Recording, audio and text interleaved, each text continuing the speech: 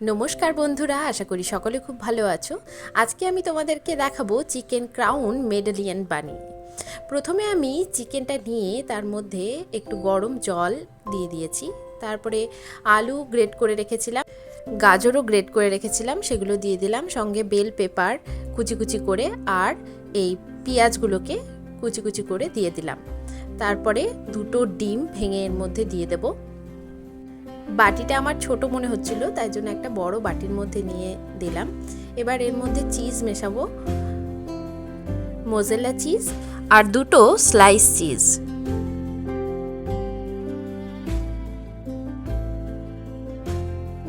এরপর সব কিছুকে ভালোভাবে এখানে মাখিয়ে নিতে হবে, খুব সুন্দর করে মাখাতে হবে।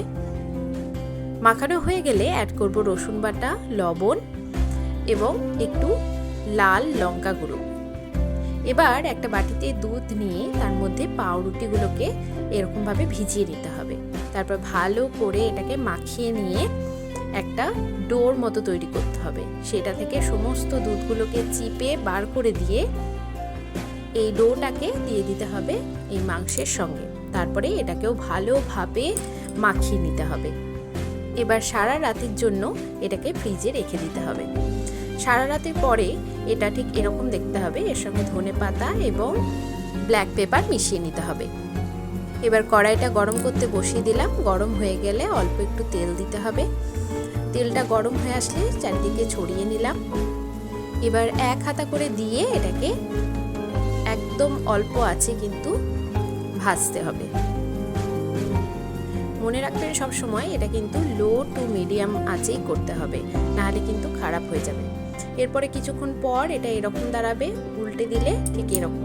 এবার স্যালাডের জন্য গাজরকে গ্রেট করে নিয়েছি আর শসাকে গ্রেট করে নিয়েছি। তার মধ্যে মিশিয়ে দিচ্ছি টক দই।